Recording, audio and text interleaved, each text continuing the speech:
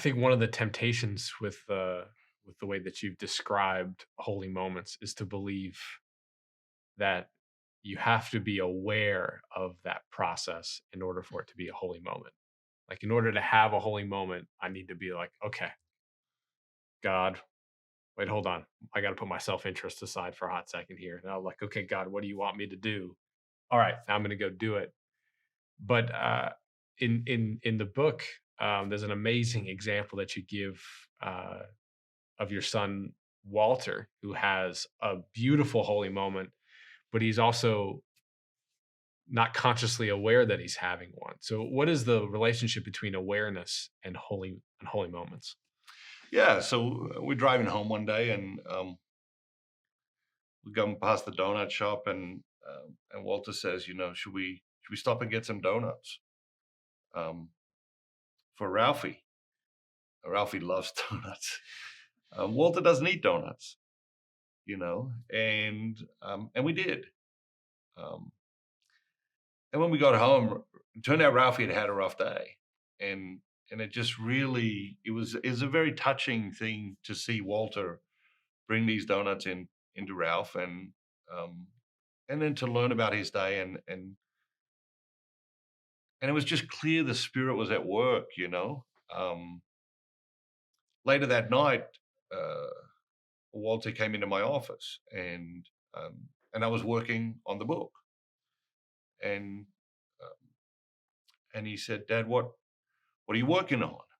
You know, because one of the things I've had to teach my children is that I do a lot of things in my office at home. You know, um, I do business work. I I pay the bills. I read. I write. There's a lot of things I do in there. I don't want them to grow up thinking Daddy works all the time. You know, there's a lot of things I do in there that are not work, and that are important parts of my life. Anyway, he came in. He said, "What are you doing?" I said, I'm working on a new book." And he asked me what it's about, and I explained it's about holy moments. And I said to him, "Did you have any holy moments today?" And he's a very thoughtful little guy. He's 12, and sits there for a moment, and he said, I don't think so." And I said, "Well, I think you had a holy moment on the way home, when we stopped to get the donuts.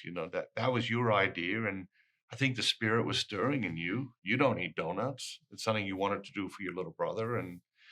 Um, and then when we got home, clearly Ralphie had had a day, and you could see that God was working through you to soothe, to care for Ralph,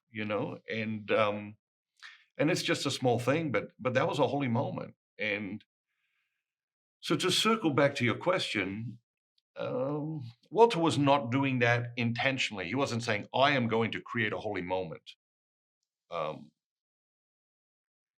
I think the danger is to think that we have to teach Walter to do it intentionally.